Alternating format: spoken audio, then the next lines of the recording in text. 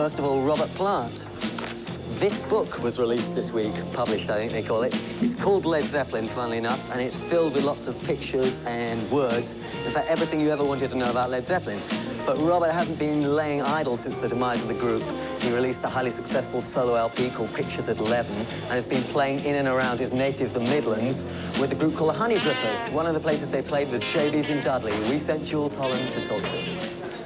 When Led Zeppelin ended, did you know what you were going to do? I mean, did you have a plan? Not really, no. My only plan... Well, initially I didn't want to do anything at all.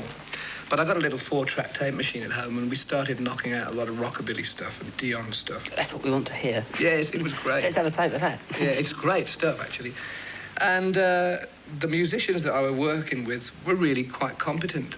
And a lot of them had been in bands and travelled abroad, been all around the world, and had chosen, well, to go into the slow lane rather than the fast lane. So there was a totally different adrenaline count, you know, which meant that we could spend 2 nights doing Ruby Baby or something like that, making it sound great.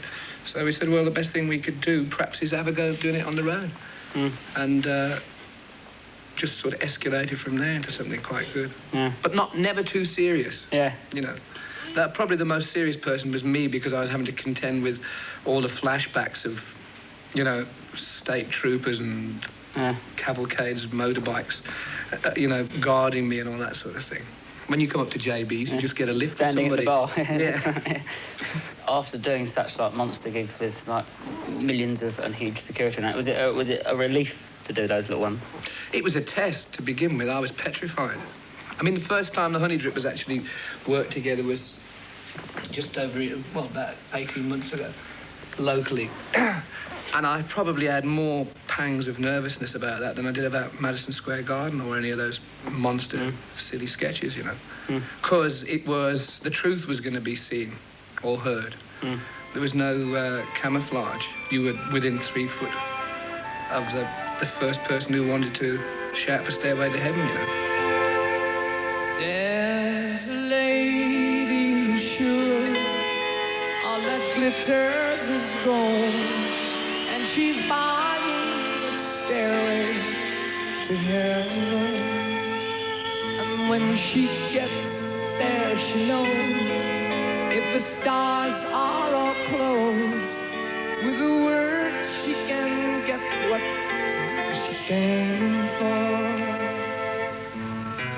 The other thing is that you, as far as I know, always lived around here and stayed here, whereas a lot of people in your position would either live in Los Angeles or London or somewhere like that. Well, they all made more money than me. Boo. And no, I don't think it's the right thing to do. I've seen a lot of my pals become virtually foreigners within their own country by finding that it was a good idea to move. A lot of people who play in London or who lived in London initially when groups started couldn't wait to get out of there, you know. I mean, people say, well, who wants to live in Balham or whatever, Gateway to the South, you know? Yeah, that's right. So they go to Sussex or, I don't know, Essex or somewhere like that, and they ostracise themselves so that they're the people in the big house. And so their social existence is only tempered around music. Yeah. And that's the most incestuous situation that you could wish for, really. I mean, it's negative.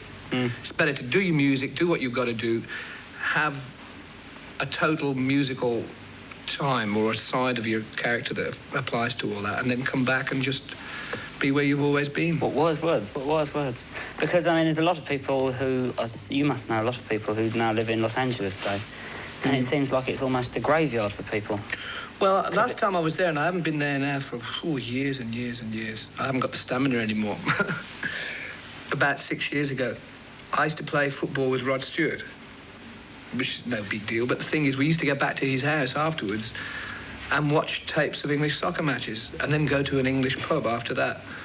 And the whole thing was like leaning back here all the time, but still being there. And it was bonkers, really. I mean, you can come up to this club here, and immediately everything falls into perspective, because you can't, the flash element, the kind of wah that you've been used to has to disappear immediately. The thing that I dare say, will you take this band out on the road, or will you take a band out on the road again for a big tour?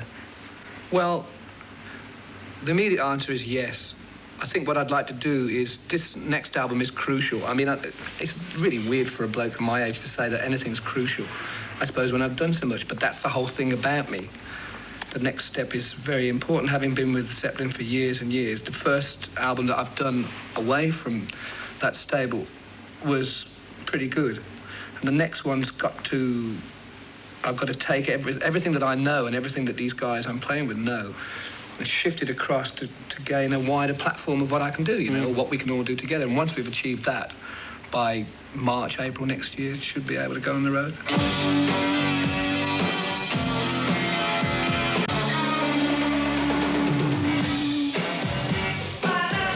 Well, that was the charming Robert Plant who talked to us there in Birmingham, and the same crew filmed him in Manchester at the moment, and unlike the crew. So let's say a big hello to the crew.